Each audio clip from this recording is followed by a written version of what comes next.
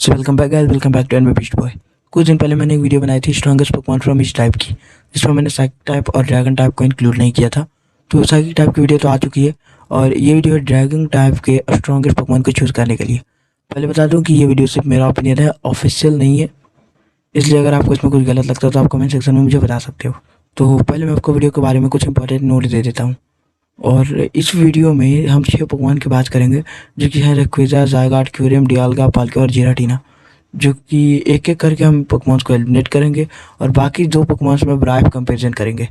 अगर आप जानना चाहते हैं कि मैंने नेक्रोज़ा को इंक्लूड क्यों नहीं किया, तो आप इसके लिए आप स्ट्रॉन्गेस्ट साइकिक टाइप पोकेमॉन की वीडियो देख सकते हैं, आपको आंसर मिल जाएगा। और ये वीडियो कम्प्लीटली एनिमे पावर के बैटल फैक्टर पर बेस्ड है, माइटी पावर का कोई मोल नहीं है यहाँ पर। इसका रीजन मैं आपको बता देता हूँ। पहले तो माइटी पावर या मिथिकल पावर उन पावर्स को कहते हैं जो कि पोकेमॉन्स को गॉड लाइक पावर दे देते हैं, जैसे कि टाइम की पावर, स्पेस की पावर, लाइफ की पावर, डेथ की पावर, एंटी मैटर, रियलिटी और लाइट। इसके अलावा माइंड कंट्रोल और इनेज मेमोरी भी एक तरीके की माइटी पावर ही है। तो अभी के लिए आप इतना ही समझिए कि माइटी पावर्स को बैटल में नहीं लेना चाहिए। इसकी वीडियो मैं जल्दी अपलोड कर दूंगा, बट अगर आपको फिर भी डाउट हो तो मैं आपको बताता हूँ कि माइटी पावर से बैटल कौन जीतेगा इस बात का कभी पता नहीं चलेगा। क्योंकि अगर डियालगा के पास टाइम की पावर है तो म्यूटू के पास भी माइंड कंट्रोल है। तो अब बोलिए, जो पहले अपने माइटी पावर यूज़ करेगा वो जीतेगा। क्योंकि अगर डियालगा अपने टाइम की पावर यूज़ करता है तो म्यूटू हार सकता है, बट अगर म्यूटू ने माइंड कंट्रोल कर लिया डियालगा का तो डियालगा भी हार सकता है। इससे पता ये चलता है कि हमें विनर तभी मिलेगा जब हमें ये पता चले कि कौन पहले अपने माइटी पावर यूज़ करे, और उसके बारे में हमें कंप्लीट नॉलेज कभी नहीं हो पाएगी कि कौन पहले अपना माइटी पावर यूज़ करेगा। ऐसे कई एग्जांपल्स मैं आपको और दे सकता हूँ जो कि इस बात को प्रूव करते हैं, पर फिलहाल के लिए वीडियो को स्टार्ट करते हैं। तो सबसे पहले जो पोकेमॉन एलिमिनेट होता है वो है ज़ायगाट। और इसकी एक नहीं बल्कि कई वजह हैं। पहली वजह तो ये कि ज़ायगाट ने अपने पूरे एनिमे में सिर्फ एक ही बैटल फीड दिया है, जो कि जायंट रॉक को हराने का, और उस जायंट रॉक से एनर्जी सोर्स चेस्पिन को निकाल लिया गया था। और उसके बाद लेसेंडर ने जब अपनी मशीन से जायंट रॉक को वापस से कुछ एनर्जी दी तो उसे भी एस और लेने मिलकर तोड़ दिया। तो अब तो जायंट रॉक बिल्कुल अधमरा हो गया था, यानी कि उसमें लगभग कुछ जान ही नहीं बाकी थी। और उस कंडीशन में ज़ायगाट आता है और वो जायंट रॉक को 2 मूव्स में हरा देता है। तो ये सिचुएशन भी बहुत ख़राब है, बिकॉज ज़ायगाट ने फुल पावर के जायंट रॉक को हराया नहीं। फुल पावर के उसने 50% या 20% के जायंट रॉक को भी नहीं हराया। उसने तो एक ऐसे जायंट रॉक को हराया जो कि लगभग मर चुका था। और उसके बाद अगर कोई मूव्स का बहाने देता है तो ज़ायगाट के 2 ही मूव्स ताकतवर हैं, जो कि हैं लैंस रैथ और कोरिन फोर्सर। कोरिन फोर्सर की बात करें तो वो सिर्फ उसे हिट हो सकता है जो कि ज़मीन पे हो, और इन सारे ड्रैगन टाइप पोकेमॉन में कोई भी ज़मीन पर रहता ही नहीं। और बात करें अगर लैंस रैथ की, तो लैंस रैथ इतना कमज़ोर मूव था कि वो मेगा चार्जर को भी फेंट नहीं कर पाया था। तो आप खुद सोच सकते हैं कि ज़ायगाट क्यों एलिमिनेट हो जाता है। तो अगला पोकेमॉन जो कि एलिमिनेट होता है वो है क्यूरियम। इसका रीज़न बहुत सिंपल है, जो कि है क्यूरियम की स्पीड और durability. Overall curium attack power में तो बहुत अच्छा है, बट स्पीड इसके वाकई के मुकाबले बहुत कम है। और अगर स्पीड के पॉइंट को इग्नोर भी करें तो क्यूरियम की ड्यूरेबिलिटी उसके एलिमिनेट होने का बहुत बड़ा फैक्टर है। बिकॉज क्यूरियम की फुल ड्यूरेबिलिटी हमने देखी नहीं है, और बाकी जितने भी पोकेमॉन हैं ड्यूरेबिलिटी में तो सभी कमाल के। तो हम स्पीड के पॉइंट को तो इग्नोर भी कर सकते हैं, बट ड्यूरेबिलिटी के पॉइंट को इग्नोर नहीं किया जा सकता, इसलिए क्यूरियम एलिमिनेट हो जाता है। मैं एक और बार आपको रिमाइंड करा देता हूँ कि हम सिर्फ बैटल फैक्टर्स को कंसीडर करें, माइटी पावर को नहीं। और आप पोकेमॉन को एलिमिनेट करें तो इस बार हम 2 पोकेमॉन को साथ में एलिमिनेट करेंगे, जो कि है डियालगा और पाल्किया। और इन दोनों में पहले पाल्किया ही एलिमिनेट हो जाएगा, बिकॉज डियालगा ने एनिमे में ऑलरेडी पाल्किया का पहले ही तोड़ रखा है और उसे ईजी डोमिनेट भी किया है। और तो और डियालगा के पास पाल्किया के खिलाफ टाइप एडवांटेज भी है, तो मुझे नहीं लगता किसी भी तरीके से पाल्किया डियालगा को हरा सकता है। तो अब क्या डियालगा जिराटीना और रेक्विज़ा को हरा सकता है? तो इसका आंसर सिंपल है नहीं। बिकॉज अगर बात करें जिराटीना की, तो उसकी ड्यूरेबिलिटी डिफेंस फॉर्म में डियालगा से कम 2 गुनी है। बिकॉज जिराटीना ने बहुत देर तक मशीन की पावर को सहा है, और एक मशीन लगभग अलेन के चार्जर के ब्लास्ट बन जितना डैमेज हर सेकंड दे सकती है, अनटिल एंड अनलेस जब तक हमें मशीन की रियल पावर का पता नहीं चलता।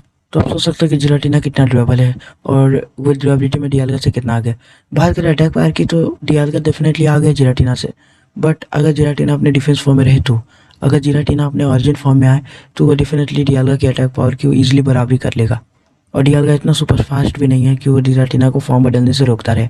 ऊपर से जिराटीना के पास साइड फोर्स जैसा मूव है जो कि कुछ सेकंड तक उसे इनविजिबल कर सकता है। तो डियालगा तो डेफिनेटली जिराटीना से हार जाएगा। तो अब सवाल ये उठता है कि क्या डियालगा रेक्विज़ा को हरा पाएगा? और इस बार बैटल पिछले से ज़्यादा टफ है, बिकॉज मेगा रेक्विज़ा का strongest move dragon ascent flank type move है, जिससे डियालगा को रेजिस्टेंस ही है। तो बैटल फैक्टर्स के आधार पर अगर हम लोग देखते हैं तो मेगा रेक्विज़ा को अगर 3 ड्रैगन असेंड डियालगा को हिट हो जाते तो फेंट हो जाता, लेकिन ऐसा तब होता जब डियालगा को फ्लैंक टाइप से रेजिस्टेंसी नहीं होती। पर अगर उसे रेजिस्टेंसी है तो 3 ड्रैगन से हिट होने के बाद भी उसकी 70% एच पी ही जाएगी, 30% एच पी उसकी फिर भी रह जाएगी। बट यहाँ पे एक मेन गड़बड़ है कि डियाल्गा की अटैक पावर मेगा रेक्वेजा के लिए काफ़ी नहीं है। आई मीन डियाल्गा का स्ट्रॉन्गेस्ट मूव ड्रैको मीटियोर जो था उससे एक टाउन का एक हिस्सा ही तबाह हो पाया था। और तो और इसके रोर ऑफ टाइम ने भी उतना डिस्ट्रक्शन नहीं दिखाया है। बट मेगा रेक्वेजा का हर एक मूव कमाल का है। मेगा रेक्वेजा के ड्रैगन असेंट की पावर तो मुझे एक्सप्लेन करने की ज़रूरत नहीं, बट उसके आगे की ड्रैगन टाइप मूव्स भी बहुत ही अच्छे हैं। उससे वो डियाल्गा को आसानी से फेंट कर सकता है। कुल मिला के अगर रेक्वेजा 3 ड्रैगन असेंट करता है और 3-4 मूव्स कर देता है तो डियाल्गा फेंट हो जाएगा। बट डियाल्गा को बहुत सारे मूव्स करने होंगे अगर मेगा रेक्वेजा फेंट होना है।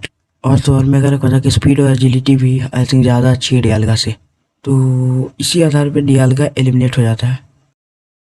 तो अब सिर्फ 2 पोकेमॉन यहाँ तक पहुँच पाए हैं, रेक्वेजा और जिराटीना। और ये बैटल कंफर्म है कि लंबी चलेगी। अगर रेक्वेजा के पास उसका मेगा फॉर्म है तो जिराटीना के पास भी ऑरिजिन फॉर्म है। अगर रेक्वेजा के पास उसकी अटैक पावर है तो जिराटीना के पास भी उसका शानदार डिफेंस है।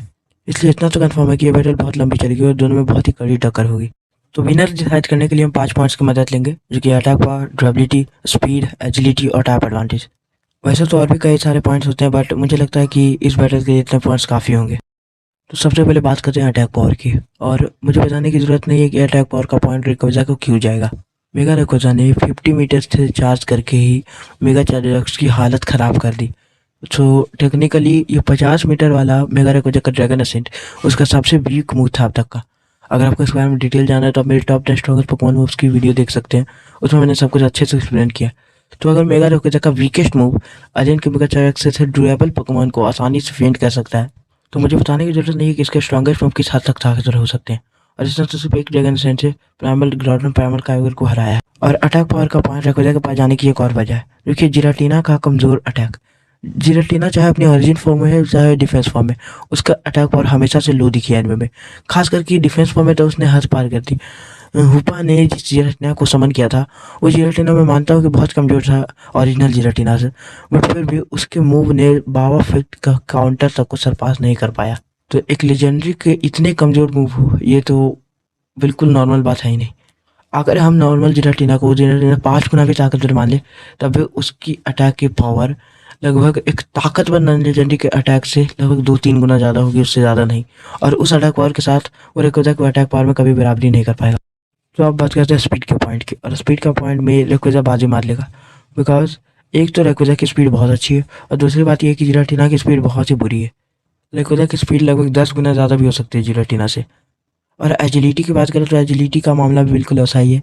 मुझे नहीं लगता कि रेक्वेजा का एक भी मूव से जिराटीना डॉज कर पाएगा, और जिराटीना के बहुत सारे मूव से रेक्वेजा आसानी से डॉज कर सकता है। तो स्पीड और एजिलिटी का पॉइंट डेफिनेटली रेक्वेजा के पक्ष में जाता है। तो अब एक और मेजर फैक्टर की बात करते हैं जो कि है ड्यूरेबिलिटी। तो मेगा रेक्वेजा की ड्यूरेबिलिटी तो लगभग अननोन है, क्योंकि मेगा एवोल्यूशन 3 के स्पेशल एपिसोड वाले रेक्वेजा फेंट ही नहीं हुआ था। हाँ, बट इतना तो हम कम से कम कह सकते हैं कि मेगा रेक्वेजा बहुत ड्यूरेबल है। बिकॉज पहले तो उसने ग्राउडन का एक इरप्शन को सहा और उसके बाद 6 प्रेसिफायर ब्लेड के ब्लास्ट को भी सह लिया। बट जो भी है जिराटीना से ज़्यादा ड्यूरेबिलिटी तो रेक्वेजा की कभी नहीं है। बिकॉज जिराटीना ने मशीन्स की पावर को लगभग 10 मिनट तक सह लिया, और एक मशीन पर सेकंड कितना डैमेज दे सकती है ऑलरेडी मैं आपको क्लियर कर चुका हूँ। मेगा रेक्वेजा प्राइमल ग्राउडन के इरप्शन से बहुत देर तक रिकवर नहीं हो पाया था, और उस कैलकुलेशन को ले चलें तो जिराटीना अपने डिफेंस फॉर्म में मेगा रेक्वेजा से लगभग 1.5 इंटू ज़्यादा ड्यूरेबल है। बट वहीं अगर वो अपने ओरिजिन फॉर्म में आ जाता है तो उसमें वो मेगा रेक्वेजा से कम ड्यूरेबल हो जाता है। तो अब बात करते हैं टाइप एडवांटेज की, और दोनों के पास कोई ऐसी टाइपिंग नहीं है जो एक दूसरे के खिलाफ इन्हें एडवांटेज दिला सके। हाँ, दोनों की एक सिमिलर वीकनेस ज़रूर है जो कि ड्रैगन, और ड्रैगन टाइप के मूव दोनों ही पोकेमॉन्स को आते हैं। तो इन दोनों के पास कोई ऐसा प्लस पॉइंट नहीं रहेगा टाइप एडवांटेज में। पर एक पॉइंट बहुत ज़्यादा नोट करने की बात है, वो ये है कि जिराटीना फ्लाइंग टाइप से नॉर्मल डैमेज लेता है। उसे फ्लाइंग टाइप से ना तो रेजिस्टेंसी है और ना ही तो वीकनेस। सो बैटल का विनर डिक्लेयर करने का टाइम आ गया है, और इस बैटल का विनर है मेगा रेक्वेजा। अब मेगा रेक्वेजा की जीत सिर्फ 2 फैक्टर्स पे निर्भर करती है। पहला फैक्टर है जिराटीना के फॉर्म्स और दूसरा मेगा रेक्वेजा का ड्रैगन असेंट। मेगा रेक्वेजा अगर 3 ड्रैगन असेंट कर देता है ऑरिजिन फॉर्म के जिराटीना पे, यानी कि अटैक फॉर्म के जिराटीना पे, तो वो जिराटीना फेल्ड हो जाएगा। और अगर वो डिफेंस फॉर्म में करता है तो डिफेंस फॉर्म वाला जिराटीना की 50% हेल्थ ही जाएगी, क्योंकि डिफेंस फॉर्म का जिराटीना ही वो जिराटीना है जिसने मशीन की पावर को सहा था। तो मेगा रेक्वेजा ज़्यादा से ज़्यादा 4 ड्रैगन असेंट कर सकता है, जिसमें से वो मुझे लगता है 3 ही इस्तेमाल करेगा ताकि उसकी कुछ एनर्जी बाकी रहे। और यहीं पे जिराटीना मात खा जाता है, क्योंकि अगर जिराटीना डिफेंस फॉर्म में रहता है तो मैंने आपको पहले बताया कि उसकी अटैक पावर कितनी कम है। उसकी अटैक पावर इतनी कम है कि मेगा रेक्वाजा को हराने के लिए 100 से भी ज़्यादा अटैक लग जाएंगे। उसे ऑरिजिन फॉर्म में आना ही पड़ेगा अगर जिराटीना को हराना है, और उस दौरान अगर मेगा रेक्वाजा 1 या 2 ड्रैगन स्लेन भी कर देता है तो ऑरिजिन फॉर्म वाला जिराटीना हार जाएगा। और इस बैटल फैक्टर की वजह से ही मुझे लगता है जिराटीना इस बैटल को हार जाएगा। और तो और मेगा रेक्वाजा बाकी सारे अटैक्स का यूज़ करके भी जिराटीना को हरा सकता है, बट जिराटीना के पास शैडो फोर्स के अलावा ऐसा कोई अटैक नहीं जो कि मेगा रेक्वाजा को टक्कर भी दे सके। तो इस बैटल का विनर होता है रेक्वेजा, और रेक्वेजा बनता है स्ट्रॉन्गेस्ट ड्रैगन टाइप पोकेमॉन।